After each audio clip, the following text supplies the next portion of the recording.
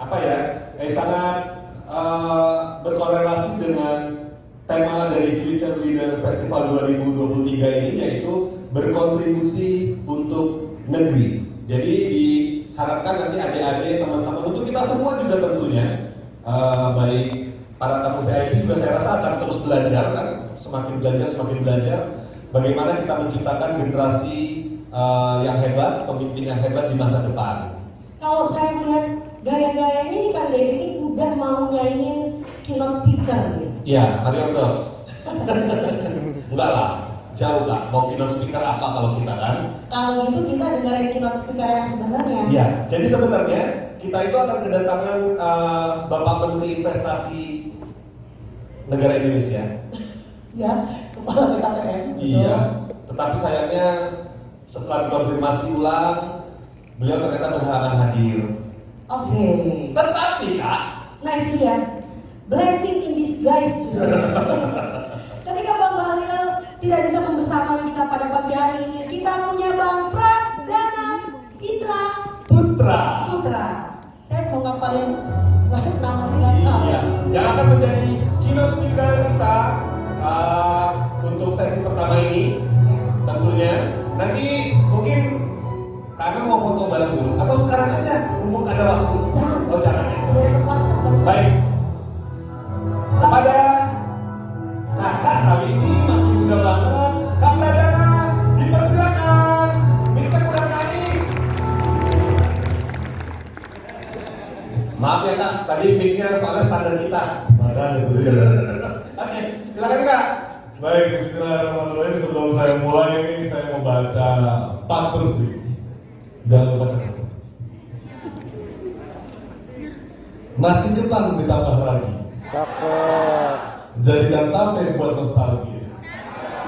Hadirin sekalian, selamat pagi. Semoga selalu sehat dan bahagia.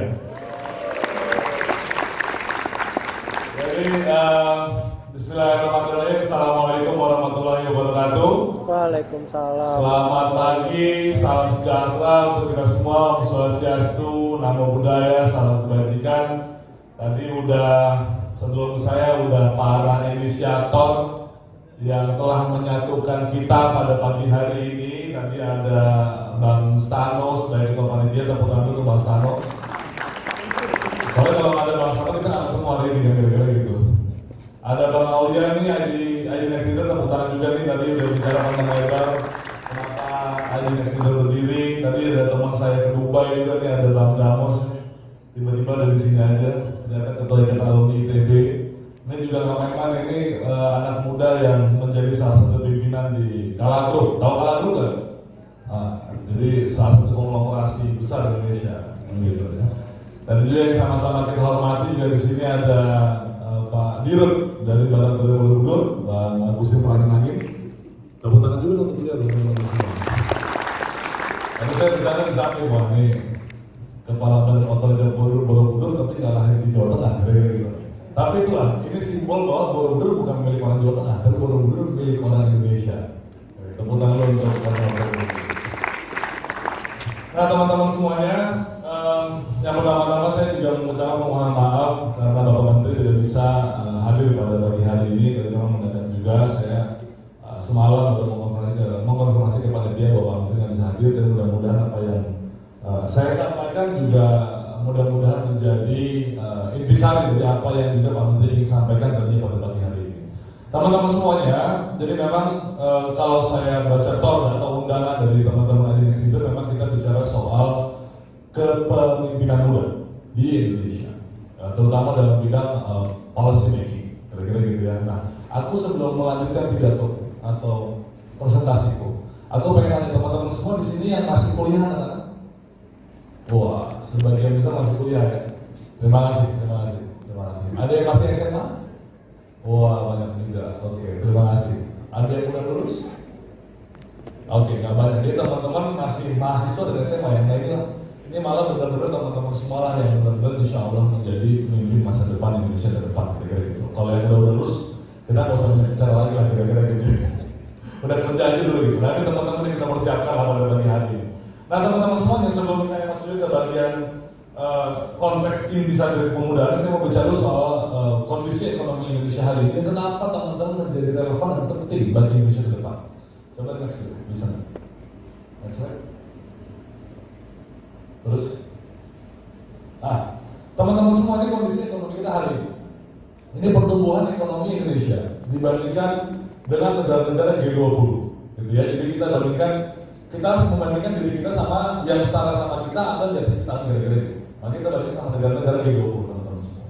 Kita lihat Amerika Serikat, kita lihat Uni Eropa, kita lihat Cina, kita lihat Korea Selatan, India, Inggris, Rusia, Indonesia. Kita secara pertumbuhan ekonomi kita cuma kalah sama India, cuma kalah sama China. Tapi dengan semua negara-negara yang lain kita juga, insya Allah alhamdulillah kita lebih maju. Nah, teman-teman semuanya, apa yang kita ambil pada pagi hari dalam konteks paparan saya yang pertama? The world is changing, gitu ya, teman-teman semua, bahwa dunia ini kita udah shifting.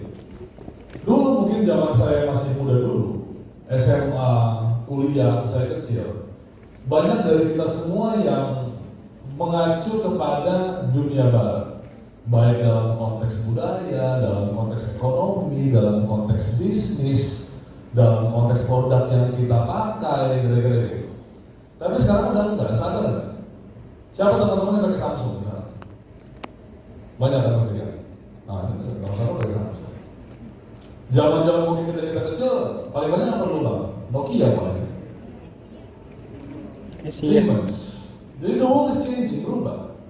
Gak hanya poros politiknya, ekonominya pun bergeser.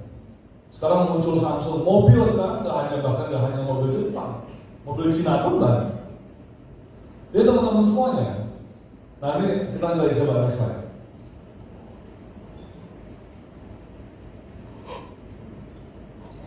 Next slide, bisa? Oke. Nah ini juga inflasi, teman-teman. Kalau yang saya nggak tahu teman-teman, tapi teman-teman yang ekonomi, inflasi kan kita gampang definisikan ya harga agregat dari bahan-bahan pokok kita dibandingkan misalnya dengan exchange rate. Nah teman-teman semuanya, mungkin kalau teman-teman baca berita, kalau misalnya harga cabai tiba-tiba naik tinggi sekali, atau harga telur di cabai tiba-tiba tinggi sekali. Nah teman-teman semua, kita nggak boleh dikatakan dalam buruk. Kita bandingkan sama negara-negara lain. Indonesia menjadi negara yang mempunyai inflasi yang hampir sangat kecil dibandingkan banyak negara lain. Argentina, Turki, Inggris, Jerman, dan seterusnya yang di atas Indonesia itu mempunyai inflasi yang jauh lebih tinggi.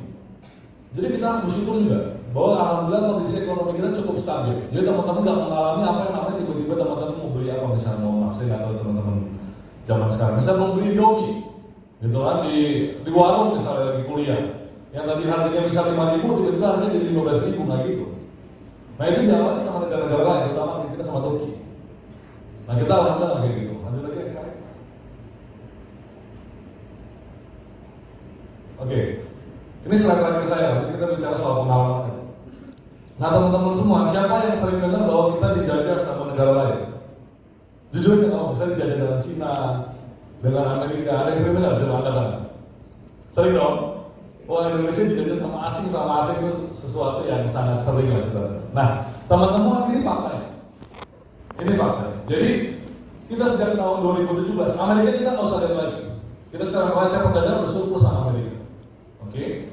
Nah teman-teman semua, di tahun 2020 Indonesia melakukan apa yang namanya hilirisasi.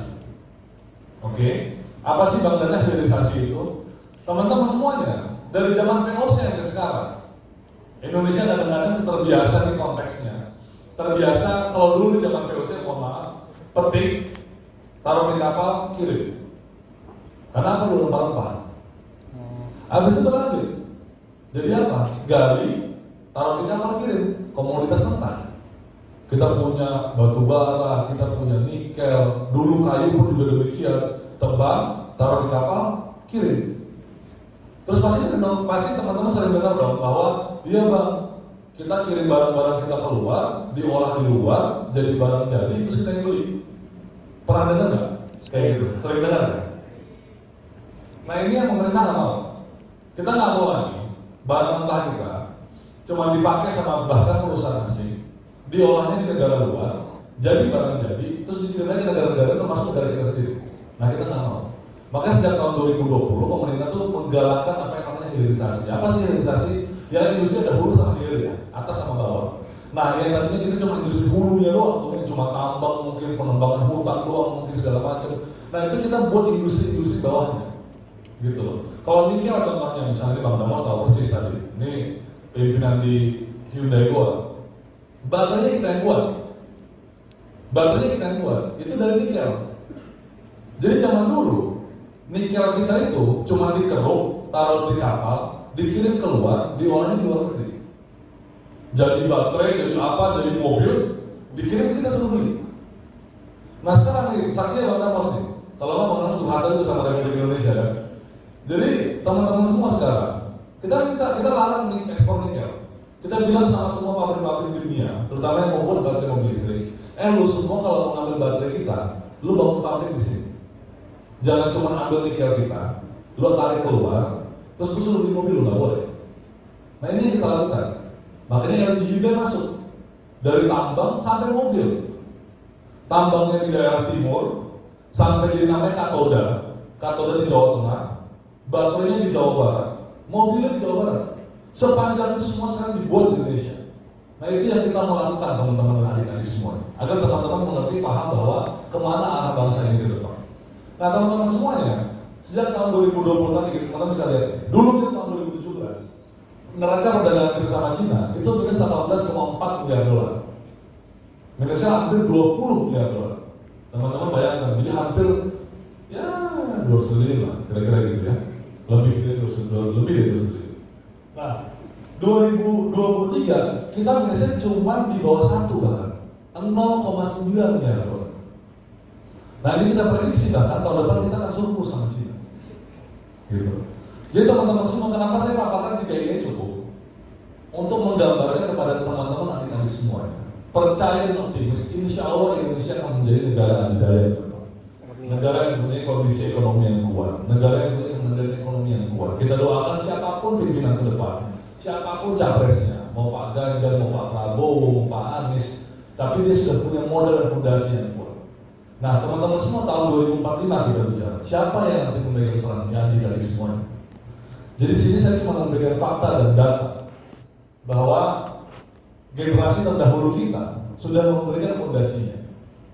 Dan di tangan adik-adik semuanya lah pertanyaannya, apakah Indonesia akan makin maju sesuai dengan kontrak yang sekarang atau makin mundur. Tapi kita yakin bahwa di tangan adik-adik semuanya lah, teman-teman mahasiswa dan SMA yang hadir hari ini, saya yakin Indonesia akan benar-benar menjadi Indonesia emas di tahun 2045. Tepuk tangan untuk adik-adik semuanya. Nah ini kita cukup bicara soal data. Ya, mungkin kenapa juga saya disuruh hadir pada hari ini. Nah teman-teman semuanya, kita bicara sekarang soal pengalaman. Adik-adik semua, kita yakin dan tahu siapa yang percaya sekarang bahwa Indonesia sudah terbuka untuk anak muda anak-anak. Oke, gak semua percaya, gak apa-apa. Terima kasih. Teman-teman semua, dalam kesaksian saya, Indonesia hari ini sudah jauh lebih terbuka untuk anak muda. Ya, kesempatannya udah ada, ruangnya udah ada. Pertanyaannya adalah siapa yang mengisi ruang itu? Anak muda mana dan anak muda yang bagaimana? Kira-kira gitu. Teman-teman semua, mungkin zaman orang tua kita gak pernah kebayang ada tiba-tiba konglomerat yang mulai umur 20-an punya uang triliunan, bener gak? Punya uang ratusan miliar, bener gak? Umur masih 20-an, kan kira-kira gitu. Gak kebayang. Dan juga kadang-kadang juga, ya sekarang tulusnya banyak. Ada yang teman-teman bisa jadi content creator, ada teman-teman yang sekarang punya startup, kan kira-kira gitu. Nadine dulu waktu itu umur 29, William tuh kompeni juga masih muda waktu itu. Semua rata-rata masih muda. Kira-kira gitu. Dulu saya teman kuliah Iman Usman, ruang guru masih muda juga waktu sekolah startup. Semua rata-rata masih muda. Jadi chance-nya ruangnya udah banyak. Itu di bidang ekonomi, ya. Itu di bidang ekonomi. Jadi pengusaha. Profesional gimana teman-teman? Profesional juga banyak teman-teman semuanya. Teman-teman saya di UI, gitu ya. Yang sekarang saya umur 31. Ya mungkin mereka jadi, mereka profesional, bukan pengusaha. Mereka profesional bukan pengusaha. Kerja di perusahaan dan bekerja dengan baik dan bagus, gitu ya. Dan mereka sekarang duduk di posisi tertinggi, bahkan di direksi sebagai managing director, sebagai content director. Kira-kira gaji berapa teman-teman? Ada yang bisa nebak? Umur saya 30, bukan pengusaha. Kerja gaji berapa? Ada yang bisa nebak? 2 digit. Berapa? UMR? Sedih banget UMR. Ini salah juga tuh pidato ini. Ada yang salah di kita semua guys.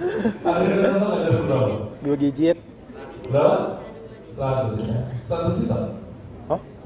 Umuran gua 31 tahun kerja profesional. Gajinya 90 juta, ada yang 112 juta. 31 tahun. Teman-teman bayangin. Jadi dunia itu udah berubah. Jadi kita usia tuh udah nggak lagi menjadi variabel penghadang, udah nggak lagi menjadi variabel penghambat. Yang dia hanya pengalaman sama keahlian dan lainnya, kapasitas jaringan dan lain-lain. Tapi usia tidak lagi menjadi variabel atau faktor penghambat dalam teman-teman mengejar cita-citanya. Itu kita bicara ekonomi, aku kasih contoh pengusaha, profesional, gitu ya. Pemerintah gimana Bang? Oh, pemerintah banyak. Anggota dewan banyak nggak yang sekarang muda? Banyak. Kita punya Putri, kita punya Roro, kita banyak, kita punya Hakim, banyak. Anak muda yang di bawah 30, bahkan di bawah 25 pun ada. Bupati wali kota ada nggak? Banyak. Mas Gibran, Mas Diko, teman saya Mas Dito, banyak. Gus Ipin. Bahkan waktu jadi ada pernah jadi wakil bupati umur 25. Banyak. Dan kira-kira kerjanya bagus-bagus, fine-fine aja. Kalau nggak fine pasti udah rusuh. Udah dicopot, udah demo banyak segala macam, bagus-bagus aja. Itu eksekutif. Terus di pemerintah pusat gimana? Contohnya saya hari ini, Bu Alia misalnya di Menpora, atau misalnya Billy di Presiden, Mbak Angki di Presiden. Banyak sekarang. Bahkan kita yang saya sudah alhamdulillah bersyukur dipilih sebagai staff khusus eselon 1 baru umurnya 27 tahun. Nah teman-teman semua yang masuk berapa sekarang? 25. Berapa? 25. 20. 20. Nah teman-teman harus jadi pemacu lah. Kira-kira di umur 27, 25 teman-teman akan jadi apa? Karena ruangnya udah banyak dan buktinya udah ada. Jadi nggak ada alasan lagi bagi adik-adik semuanya untuk merasa oh gue nggak punya ini dan lain-lain sebagainya. Nggak ada. Ruangnya semua udah terbuka. Nah kalau oleh karena teman-teman semuanya, saya memberikan sedikit tips lah. Adik-adik semuanya, makanya teman-teman semua sekarang yang pertama kali harus teman-teman lakukan adalah set your goals. Lalu semua ini mau jadi apa? Adik-adik ini pengen jadi apa cita-cita? Dari segini mungkin, mau dari SMA, mau dari kuliah, mau jadi pengusaha boleh, mau jadi politisi boleh, mau jadi dosen juga boleh, mau jadi profesional juga boleh, gak ada masalah. Tapi set your goals as soon as possible. Kalau teman-teman udah tahu mau kemana, pasti teman-teman bisa geraknya enak di dalam jalur yang teman-teman udah set sendiri. Dan ketika teman-teman bergerak atau melaju atau bekerja atau ikut organisasi, teman-teman pasti bisa bertanya kembali kepada teman-teman semua. Yang gua lakukan hari ini relevan nggak sama cita-cita yang mau gua tuju? Kalau nggak relevan, tinggalkan. Kalau relevan, diikuti. Masalah susah atau gampang, urusan nomor 2. Kira-kira gitu. Yang ketiga teman-teman semuanya, saya mau tanya lagi sama teman-teman semua. Saya percaya bahwa ini pendapat saya. Pengalaman itu tidak diukur dari seberapa tua usia Anda. Pengalaman itu diukur dari seberapa lama Anda di bidang itu. Ngerti ya? Beda. Saya kasih contoh. Bang Damos saya lebih tua daripada saya. Umur berapa? Umur berapa? 41. Umur 41 saya tidak satu dari 10 tahun. Bang Damos di dunia usaha, saya di dunia bisa pemerintah politik misalnya gitu ya. Saya udah berapa? 5 tahun di pemerintah. Bang Damos usia 41. Sekarang saya sama adik-adik semua. Dalam konteks ilmu kepemerintahan, lebih pengalaman saya ke Bang Damos. Coba yang udah jawab. Saya ke Bang Damos. Ya. Usia saya 10 tahun lebih muda pada Bang Damos sendiri. Oleh karena itu teman-teman semua makanya mulai sedini mungkin di bidang teman-teman yang inginkan kira-kira gitu. Kalau emang mau jadi pengusaha, mau jadi pengusaha sedini mungkin. Karena bukan usianya tapi pengalamannya. Misalnya Muhammad tadi Bang Damos sekarang sudah sebagai profesional bukan pengusaha. Misalnya tadi adik-adik kita yang masih kuliah usaha nih 5 tahun. Ya teman-teman tuh maupun lebih muda daripada Bang Damos, teman-teman jauh lebih pengalaman. Itu kunci. Jadi teman-teman harus set your goals as soon as possible, jalan di situ, dan selalu harus relevan dengan apa yang teman-teman lakukan dan tekuni. kan kira-kira gitu ya. Dan mudah-mudahan ya berdoa, jadi mudah-mudahan apa yang teman-teman inginkan tercapai di kemudian hari. Nah jadi sebenarnya itu teman-teman semua. Jadi itu yang ingin saya sampaikan. Nah dalam konteks terakhir dari saya, dalam konteks Victor saya jangan lupa. Dalam konteks Victor itu saya cerita soal impact anak muda di policy making. Nah teman-teman semuanya, saya mau bicara lagi juga. Saya masuk di pemerintah itu tahun 2020 awal. Oke. Dalam konteks pengalaman di pemerintahan, teman-teman yang PNS jauh lebih pengalaman, ilmunya jauh lebih kita, senior-senior kita. Dan kita harus hormati itu. Teman-teman semua, ketika kita masuk ke dalam satu arena kita masih muda, dan kita diremehkan, kita dihina, kita diejek, itu biasa. Nggak usah masuk ke hati, nggak usah merasa, kok gue nggak diterima, itu nggak biasa. Orang yang lebih tua merasa lebih benar itu biasa. Nggak perlu dianggap sesuatu yang aneh, gitu. Nah yang kedua teman-teman semuanya, tapi apa kira-kira impact yang kita bisa berikan? Nah teman-teman semua, saya mau nanya lagi sama teman-teman relevansinya. Kira-kira mohon maaf, maupun Bapak kita pernah muda, masa mudanya Bapak kita sama masa muda kita sama apa enggak? Beda. Itu yang membedakan.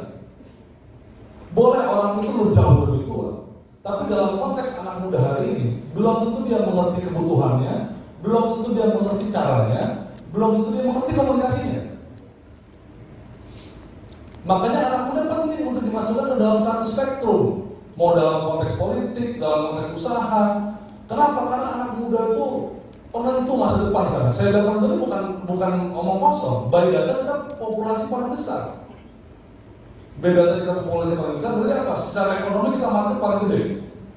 Secara pemilu kita pemilih paling besar. Secara masyarakat kita penghuni Indonesia yang paling banyak dari Republik ini. Jadi dalam konteks semua tadi yang harus dilayani itu siapa? Anak muda. Karena paling banyak kita. Republik ini milik kita. Kira-kira gitu. Nah itu relevansinya teman-teman semua. Nah ketika saya masuk, saya juga ngurusin yang lain. Saya ketika masuk, saya diminta ngurus peningkatan pengusaha. Jabatan saya itu status bidang peningkatan pengusaha nasional. Saya diminta urus UMKM, startup digital, pengusaha lokal. Saya nggak diminta urus yang berat-berat banget, enggak. Jadi relevansi sesuai dengan bidangnya masing-masing. Dan kira-kira apa yang menjadi, terus apa yang kita perbuat? Banyak. Alhamdulillah ya, bukan dalam konteks saya kementerian lah gitu ya. Tapi kita dengan posisi itu yang kita satu jalur langsung di bawah Pak Menteri, ya kita harus bisa optimasi itu. Jadi teman-teman semua ketika saya kasih tahu lagi, teman-teman semuanya, saya percaya bahwa kapasitas, kapabilitas, dan koneksitas menjadi kunci dalam karir teman-teman semua. Kapasitas, kapabilitas dibangunnya bertahun-tahun. Teman mohon maaf sebahasa saya. Teman-teman sekolah di mana dan sekolahnya bagaimana, kuliah di mana, kuliahnya bagaimana, itu menentukan kapasitas, kapabilitas teman-teman semuanya. Koneksitas sedikit kali. Mohon maaf bisa tanya. Saya sama Bu Sri Mulyani sama-sama kenal Pak Jokowi. Yang jadi menteri siapa kira-kira?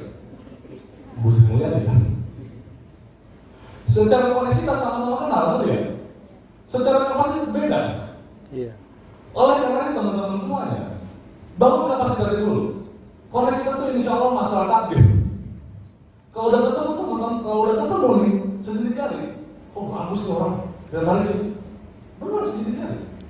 Ini nggak datang. Staff saya itu usia itu dulu moderator saya. Dulu jadi moderator saya 2 kali kuliah di Cina. Jadi moderator saya 2 kali seminar ini. Terus saya lihat orang baru, saya tarik.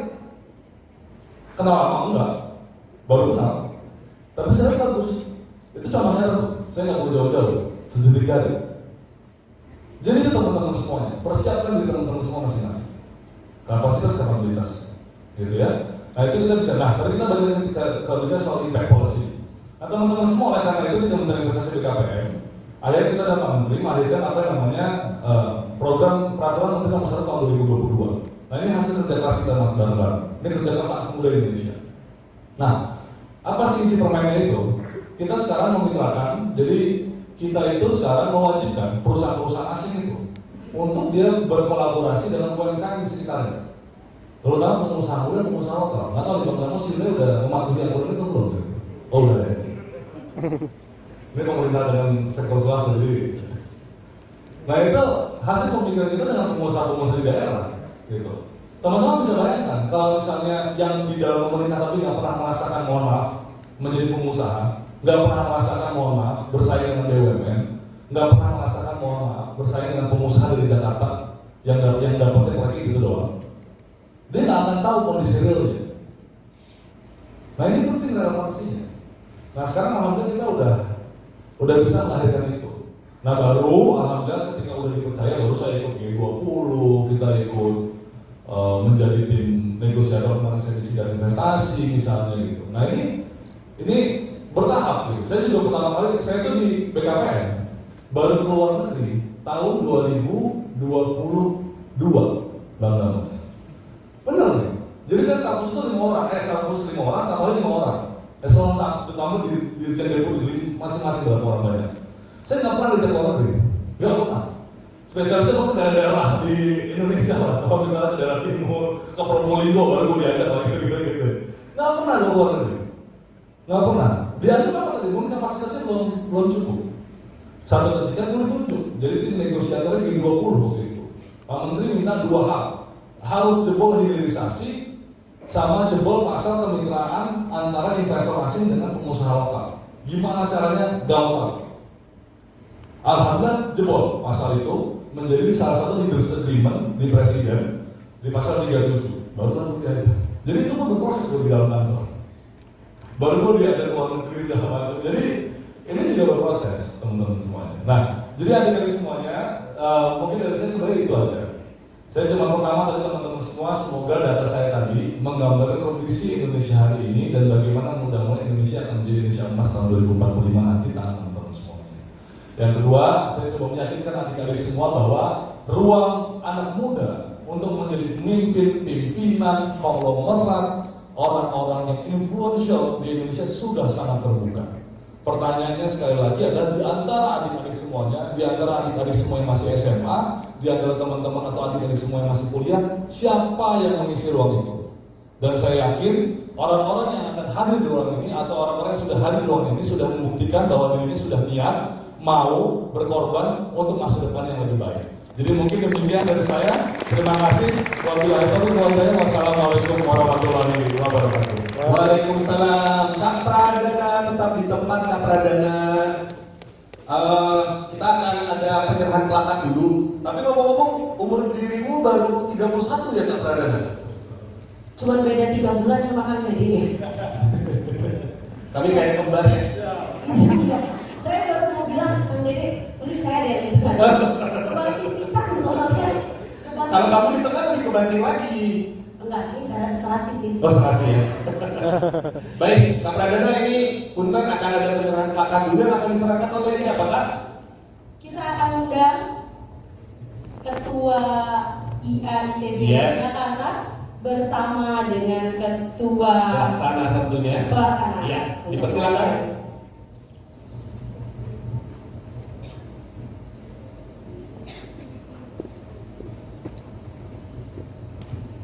Didampingi Ketua Pelaksana ya. Kepada keynote speaker kita Abang Pradana yang mewakili Bapak Menteri Investasi Bapak Bahlil, Abang Bahlil Lahadalia. Nah di tengah, iya. Terima kasih banyak.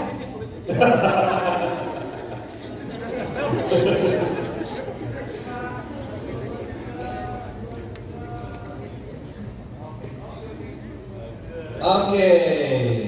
Future Leader Festival 2023. Tepuk tangan semuanya. Berkontribusi untuk negeri.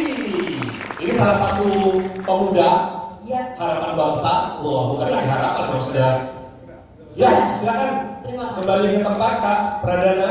Kemudian Kalau Pak Pradana 2045 bersama dengan teman-teman semua akan mengotori Indonesia emas. iya. Kalau Bang Stano, Bang Damus dan Bang Amin akan menjadi unit terkorosi nggak emas lagi. Begitu ya Bang Amin ya? Jadi apa dong? Bukan logam mulia nih Bang. Bukan logam mulia, ya? Kalau bisa terkorosi itu bukan logam mulia. Iya. Baik. Wah, tentunya menginspirasi sekali ya. Tadi dari Kak Pradana menginspirasi sekali. Di sini pasti ada teman-teman, adik-adik yang usianya jauh lebih muda dari kita, Kak. Dari Kak Pradana juga mudah-mudahan nanti bisa mengambil intisarinya, mengambil apa tadi pencerahan-pencerahannya, dan mudah-mudahan juga bisa menjadi stafsus menteri. Untuk yang mau jadi stafsus menteri. Amin, didoakan semua yang baik-baik untuk teman-teman semua. Teman-teman juga doain kita berdua ya. Semoga Sakinah mau. Enggak, ini istri teman saya, Kak. Dari tadi nggak kubolehin saya nyepik-nyepik Pradana, ternyata Kang Dede ya selama ini ya. Maaf, selera saya bukan Anda. Waduh. Selera saya baru standar. Memang one love. Oke, selanjutnya kita masuk ke sesi yang saya yakin ditunggu-tunggu banget sama seluruh peserta Future Leader Festival 2023. yes, tentunya yang pertama kita akan memanggilkan moderatornya nih dari Program Director of ID Next Leader, Kak Zukruf Novandaya, untuk memandu sesi 1 jejaring dan peran pemimpin masa depan. Dipersilakan kepada Kak Zukruf Novandaya. Oh, iya. Ya. Selamat pagi semuanya. Baik, sini dong. Kita Oke, ngobrol. boleh. Bentar Gimana dong. ya? Waduh, ramai juga ya. Rame ya ternyata ya. Kak Zukruf, ITB angkatan berapa? Oh, bukan, salah. Ini bukan acara Ini kita. apa nih? Iya, ini bukan acara internal. Kemarin sama yang awal. Iya, dimarahin sama Bang Pradana juga ini soalnya. Oh, iya. Silakan Kak Zukruf. Baik, kami serahkan acaranya kepada Kak Zukruf langsung ya. Ya, Baik. Mungkin yang pertama kita memanggilkan narasumber dulu, tetapi mungkin langsung Kak Zukruf aja supaya lebih akrab gitu ya. Betul. Baik. Bosan juga dengerin. Iya. Kita dalam 3 balik kanan 1, 2, 3. Silakan Kak Zukruf. Ya, kita beri tepuk tangan lah buat dari kita ya. Baik, bismillahirrahmanirrahim. Assalamualaikum warahmatullahi wabarakatuh. Waalaikumsalam Ya, warahmatullahi selamat pagi teman-teman. Pagi. Masih semangat ya? Oke. Yang dari Bandung masih semangat? Seniornya ada di depan ini. Oke, baik. Terima kasih teman-teman. Tadi kita sudah banyak ya mendengarkan dari sambutan, kemudian ada dari Bang Pradana, gitu ya. Lebih semangat ya. Tadi dengar Bang Pradana ya. Makin optimis? Makin optimis nggak? Makin optimis ya. Oke, teman-teman. Kita seperti tadi gitu ya, sesuai tema kita di acara hari ini kita berkontribusi untuk negeri gitu ya. Salah satunya tadi poin sebenarnya sudah disebut sama Bang Pradana ini gitu ya, soal jejaring gitu ya, jejaring dan pemimpin masa depan gitu ya. Kenapa perlu jejaring gitu ya? Mungkin nanti akan banyak dikulik meskipun tadi sudah disebutkan sama Bang Pradana juga gitu. Nah, hari ini teman-teman kita akan ada 3 pemuda juga gitu ya, abang-abang kita, mas-mas kita gitu ya, ada mbaknya juga gitu, dan ada 3 dan kita akan ngobrol bersama beliau-beliau. Oke, mungkin langsung aja ya teman-teman ya, ini sudah sangat ramai dan banyak gitu ya buat teman-teman semuanya, dan juga banyak ini Bang Agustin, ini teman-teman komunitas juga banyak gitu sebenarnya. Oke, kita undang yang pertama gitu ya, dari pembicara kita, ini agak nyontek sedikit ini ya. Ada Bang, ini Bang apa Mas nih, soalnya pakai belakang nih. Oke, ada Bang Agustin Om ya. Oke, Bang aja ya. Ada Bang Agustin Parangin dari Direktur Badan Otoritas Borobudur. Boleh gimana?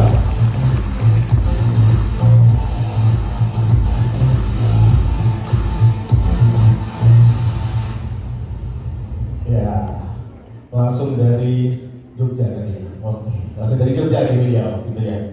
Nanti kita akan banyak ngobrol dengan beliau, gitu ya, bagaimana Badan Otoritas Borobudur ini lingkupnya cukup gede ya Bang ya. Mulai dari Sangiran, Solo, Borobudur, kemudian sampai ke Karimun Jawa kalau teman-teman tahu gitu. Jadi ini memang Bapak beliau ini, gitu ya, Bang kita ini sangat banyak gitu ya lingkupnya, dan banyak juga dari pergerakannya, termasuk saya tadi di sebelum sedikit soal gimana karya-karya yang memberdayakan anak muda ya. Kita nanti bisa cerita-cerita gitu ya. Yang kedua gitu ya, wah ini kalau ini mentor dan abang saya ini Ada Bang Koko Situnggil. Kita beri tepuk tangan. Beliau ini juga salah satu co-founder dari Extend Leader gitu ya, dari 2020 ya Bang ya, 2019-2020 Abang ini yang bisa mendirikan Extend Leader gitu. Dan ini gitu ya, nah ini salah satu bapaknya nih gitu ya. Ada Mbak Winnie gitu ya, ada Mbak Winnie dari Direktur Konstruksi MRT Jakarta. Ya.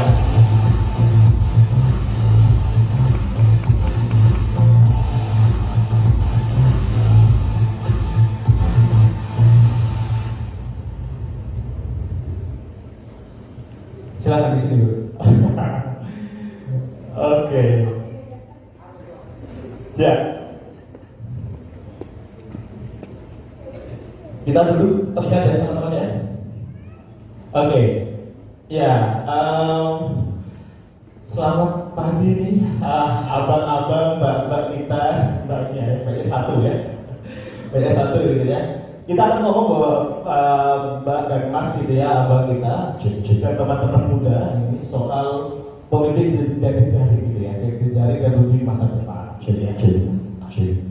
Nah mungkin boleh dikasih dulu ikutnya, nah apa yang enak nih nanti. Oke.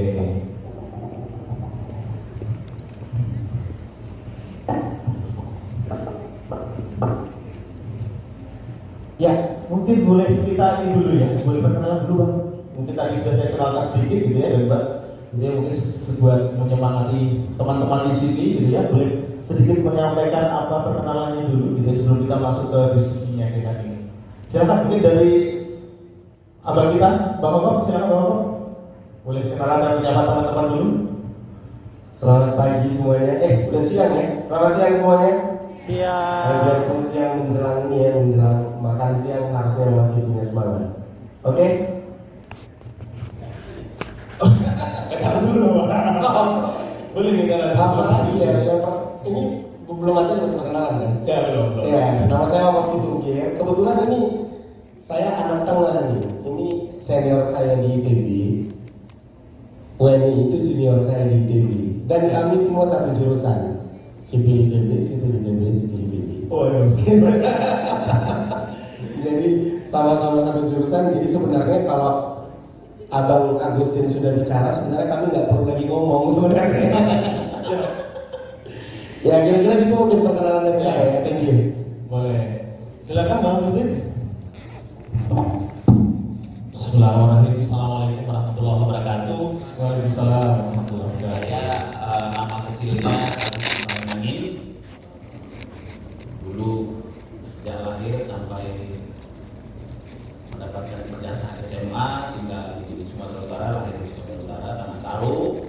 Kalau yang belum tahu Tanah Karo mestinya lebih akrab dengan Beras Kagi atau Gunung Sinabung. Nah, kami kira-kira di daerah Kagi Gunung Sinabung. Kemudian sekolah ke Bandung. Sekarang kami diberikan amanah untuk menjadi fasilitator pengembangan pariwisata di kawasan pariwisata Borobudur, Jawa Tengah, Jogja dan sebagian Jawa Timur. Terima kasih. Terima kasih Bang Agustin. Silakan Mbak Winnie gitu ya. Assalamualaikum warahmatullahi wabarakatuh. Selamat siang. Saya Winnie, saya Direktur Konstruksi MRT Jakarta.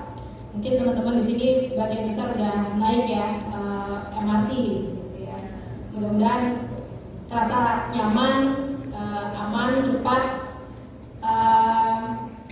Saya sendiri gabung di MRT dari tahun 2010 dan alhamdulillah sampai sekarang diberi amanah sebagai Direktur Konstruksi MRT Jakarta.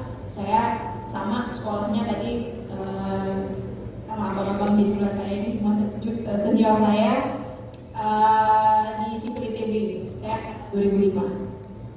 Ya, terima kasih Mbak Winnie. Kita boleh tepuk tangan dulu untuk pembicara-pembicara kita. Baik, teman-teman gitu ya, untuk sesi ini sebenarnya nanti kita akan mungkin sekitar setengah jam gitu ya, kita akan diskusi gitu ya. Dan harapan kita nanti setelah setengah jam berikutnya, teman-teman silakan nyiapin pertanyaan-pertanyaannya gitu ya. Siap ya? Oke, ya baik, kita mulai gitu ya Mas dan Mbak gitu ya, untuk pertama dulu nih ke Bang Agustin nih Pak.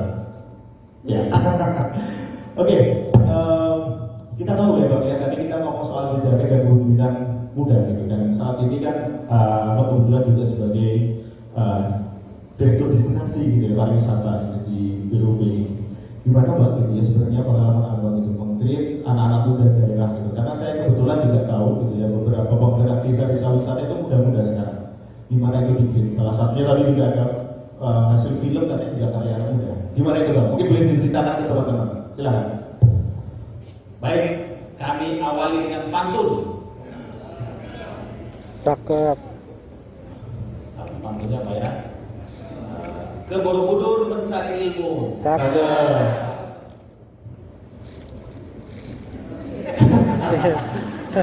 Googling dulu. Ilmu berhikmah, warisan leluhur. Cakep. Izinkan kami belajar bertutur di depan adik-adik Indonesia Next Leader. Terima kasih. Jadi kalau kita berbicara pariwisata, izinkan kami sedikit intro. Ketika 2014 Indonesia masuk kabinet pemerintahan baru Jokowi Yusuf Kala, beliau salah satu dari targetnya adalah menambah sektor yang menjadi unggulan kita. Dalam hal ini sektor yang bisa menambah devisa, dalam kata ekspor. Maka salah satu ekspor yang diharapkan adalah jasa, yaitu pariwisata. Presiden mengatakan kepada menterinya Ari Yahya, saya mau kunjungan wisatawan mancanegara itu 2 kali lipat. Di 2014 itu sekitar kira-kira 10.800.000. 2019 harus 20 juta wisatawan mancanegara. Kemudian turunan dari itu, karena di tahun 2014 itu belanja rata-rata wisatawan mancanegara itu 1.000 US dollar, maka di 2020 harus ada devisa dari pariwisata saja 20 miliar US dollar. Nah, itu menteri mengambil langkah-langkah strategis, salah satunya adalah mengembangkan daerah-daerah yang menjadi tujuan.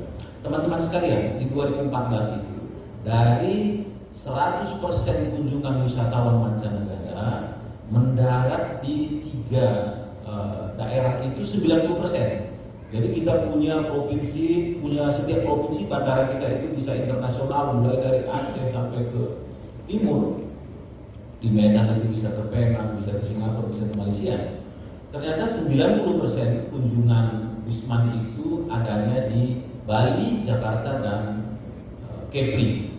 Oleh karena itu ketika harus 2 kali lipat, tentunya tidak mungkin di 2 kali lipatkan juga di masing-masing lokasi. Maka harus ada alternatif baru. Maka dikembangkanlah 10 destinasi pariwisata prioritas. 5 diantaranya menjadi super prioritas. Yang pertama adalah Toba, kemudian Borobudur, kemudian Mandalika, Labuan Bajo, dan Likupang. 3 diantaranya dikelola oleh pemerintah, yaitu Toba, Borobudur, dan Labuan Bajo. Nah, kami diberikan amanah di destinasi super prioritas Borobudur, di mana wilayah pengembangan itu mencakup Yogyakarta, daerah istimewa Yogyakarta, Jawa Tengah, dan sebagian dari Jawa Timur. Kenapa sih Borobudur menjadi destinasi pengembangan super prioritas? Apa sih di sana potensinya, teman-teman semua? Kawasan Borobudur itu potensinya sangat-sangat luar biasa, dan bukan buatan kita, itu semua warisan leluhur dan takdir dari Allah SWT berupa kekuatan alam. Yang pertama, di sana yang sudah UNESCO brand ada Borobudur, Candi Borobudur, itu tahun 91. Kemudian kawasan Candi Prambanan tahun 91 juga. Kemudian ada Museum Manusia Purba di Sangiran, Kabupaten Sragen dan Karanganyar. kemudian berkembang ada Geopark Gunung Sewu. Dia mencakup 3 provinsi, 3 kabupaten. Kabupaten Gunung Kidul di DIY, Kabupaten Wonogiri di Jawa Tengah, dan Kabupaten Pacitan di Jawa Timur. Kemudian di 2020 kemarin juga masuk UNESCO adalah cagar biosfer. Kita punya cagar biosfer Karimun Jawa, Jepara, dan Mulia di utara. Kemudian kita punya cagar biosfer di tengah menuju selatan, Menoreh, Merapi, dan Merbabu. Di 2023 ini juga UNESCO memberikan penghargaan sebagai cagar budaya adalah sumbu filosofi Yogyakarta. Jadi teman-teman, ini semua adalah warisan budaya, warisan sejarah maupun kekayaan alam. Persoalannya, potensi sebesar ini, apakah kunjungannya sudah sebesar ini? Nah, ini tantangannya. Tantangan kita adalah tantangan di tata kelola dan sumber daya manusia. Barang bagus dikelola oleh orang yang tidak kompeten atau dikelola secara serampangan, maka nilainya menjadi tidak bagus. Barang yang biasa-biasa saja ternyata dikelola oleh SDM yang handal dengan tata kelola yang baik, maka bisa laku di pasar. Ini tantangan salah satunya di pengembangan pariwisata di kawasan pariwisata Borobudur, Jawa Tengah, Jogja, dan Jawa Timur. Pengembangan kita ke pariwisataan ke depan itu tidak lagi bertahan seperti zaman dahulu. Kita mengejar angka-angka, tetapi angka-angka menjadi statistik belaka. Mengapa kami sampaikan statistik?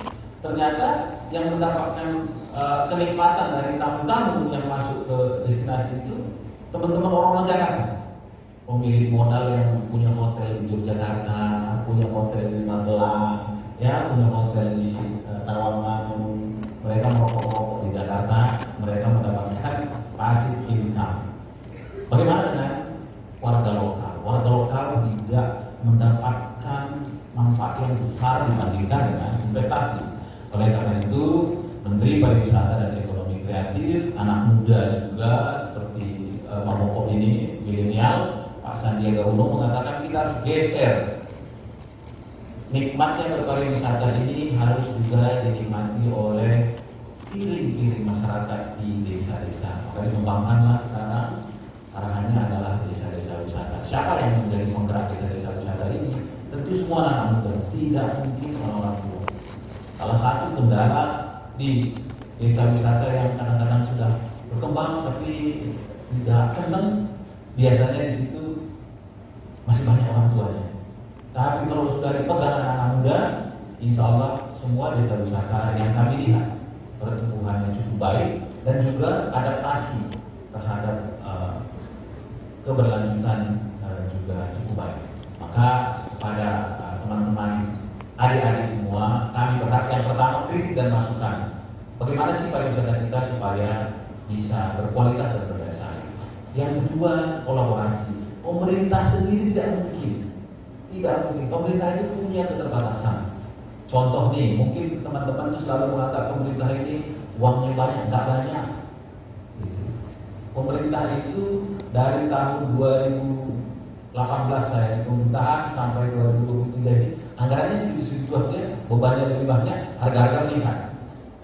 Jadi bagaimana dia bisa bekerja sendiri? Tidak mungkin. Maka yang bekerja adalah harus bersifat kolaboratif. Semua stakeholder ada di sana dan khususnya anak-anak muda. Kenapa? Karena anak muda juga menjadi penikmat pariwisata kita. Desa-desa yang berkembang, kalau kita telisik ke belakang, selalu ada peran anak-anak muda khususnya kampus. Saya kira itu yang kami harapkan dari anak-anak muda yang hadir pada siang hari ini.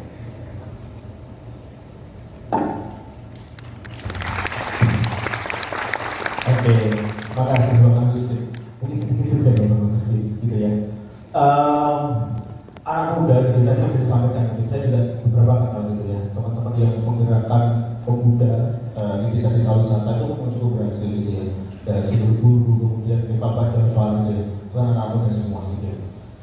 Bagaimana sebenarnya Bang Agustin untuk bisa mengajak teman-teman yang di sini terutama ya, supaya satu mungkin di sini ada juga nih kuliah di Jakarta gitu ya, supaya bisa balik lagi ke desanya, gitu, mengembangkan desanya. Gitu. Karena tadi gitu ya, kita punya jejari, kita punya apa, akses supaya pengetahuan gitu ya. Supaya teman-teman ini mau gimana nih Bang gitu ya, dan apa yang bisa diupayakan kira-kira Bang. Itu betul Bang.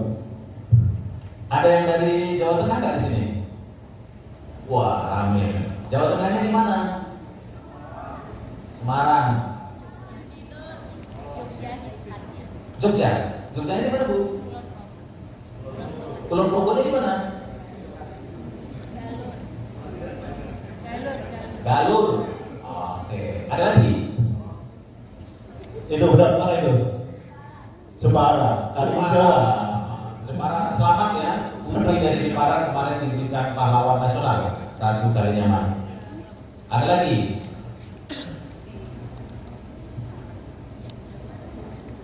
Dari mana Bu? Oh ibu mahasiswa. Mbak, ya yang ini deh. Dari mana Mbak? Temanggung. Parakan. Parakannya di mana? Bansari. Embung Bansari terkenal sekali Embung Bansari itu. Sekarang Bansari menjadi desa wisata. Ya. Kami mengembangkan ke arah sana dari Temanggung ke Parakan, kita pusatkan di Posong Telahan. Kita juga kembangkan. Jadi teman-teman yang ada di rantau, kalau zaman dulu katanya di rantau, kalau zaman sekarang namanya diaspora. Sebenarnya sama. Karena saya ini nggak milenial, jadi di rantau. Jadi teman-teman yang ada di rantau ini adalah salah satu kunci dari pengembangan kampung halaman. Membangun kampung halaman tidak mesti kita di kampung halaman. Kalau sekarang diaspora, dia dari luar negeri, dari perkotaan. Nah, bagaimana teman-teman ini bisa melakukan dua hal?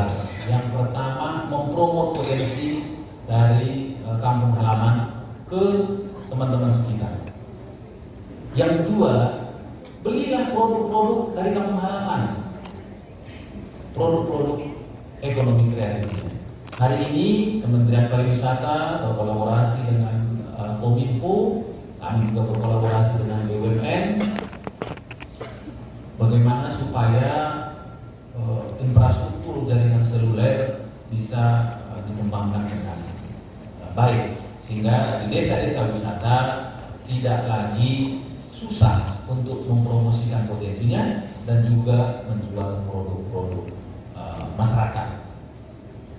Yang terjadi hari ini menurut sebagian catatan, kita malah negatif. Di desa sudah bisa beli baju-baju dari kampung lain, tidak perlu dari Temanggung, dari Parakan tidak perlu ke Semarang untuk belanja ke mall. Dari Bansari tinggal buka platform digital, belanja produk dari Semarang. Nah, inilah sebenarnya tantangan kita menggeser dari menjadi konsumen berubah menjadi produsen, karena barang yang sama kita bisa produksi. Temanggung misalnya, Bansari dia punya kekuatan kopi robusta. Kopi robustanya khusus dengan tempat lain, karena di sana inangnya tembakau. Ini kan beda rasanya dengan harusnya dari Temanggung bukan berbelanja tetapi menjual. Teman-teman semua mungkin belum tahu, Temanggung ini menghasilkan di daerah Parakan juga menghasilkan cerutu yang sudah diekspor. Cerutunya sudah diekspor melalui platform digital. Nah, itu anak-anak muda Temanggung luar biasa. Dan di Temanggung ini juga anak mudanya sudah mulai masuk ke ekonomi kreatif. Kami pernah buat film Menghokok. Ternyata saudaranya dari penulis naskahnya dari Temanggung, padahal kita tender, kita nggak tahu siapa yang datang itu yang menang dari Jakarta, ternyata talentnya dari Temanggung, luar biasa. Kemudian Jepara itu kita sudah tahu produsen dari kria yang luar biasa. Tetapi teman-teman, potensi pariwisata di Jepara ini luar biasa. Ada namanya Pulau Karimun Jawa. Pulau Karimun Jawa merupakan cagar biosfer dunia. Silakan teman-teman datang sana, dan teman-teman Jepara juga harus mempromosikan teman-teman potensi-potensi wisata dari Jepara. Dari Gunung Kidul dari Kulon Progo. Kulon Progo ini memiliki bandara terbaik di Republik ini. bandara yang dibangunkan oleh pemerintah melalui Angkasa Pura I bisa didarati oleh pesawat terbesar berbadan lebar dan terberat. Uji coba landasannya adalah Antonov, pesawat terbesar di dunia. Kalau nikmat yang difasilitasi pemerintah ini tidak bisa warga manfaatkan, ya jangan pemerintah juga, kan gitu. Tidak ada di tempat lain bandara sebagus yang ibu punya, termasuk Bali sekalipun tidak sebagus itu bandaranya. Tantangannya, apakah warga Kulon Progo bersedia bergerak dari petani, dari nelayan, bergerak menjadi pelayan, melayani tamu, memberikan nilai tambah dari produk-produk ikan yang selama ini dari belakang itu tidak lagi hanya digoreng, tapi diberikan nilai tambah, diberikan bumbu yang berbeda sesuai selera market Bali.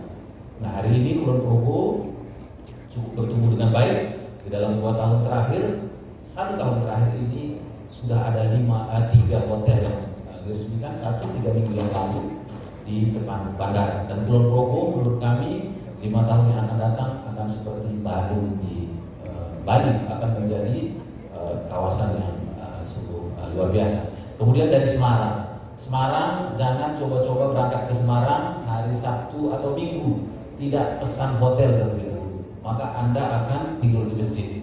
Kenapa? Semarang hari ini kunjungan wisatawannya luar biasa sejak tol Pantura nyambung. Jadi teman-teman Semarang juga harus memperbaiki diri. Jangan sampai orang datang ke Semarang 1 kali, yang 2 kali malas. Sebisa mungkin orang datang ke Semarang, besoknya ngajak temennya, rugi kalau nggak Semarang. Dan ayo, kapan lagi kita atur jadwal ke Semarang? Kuncinya siapa?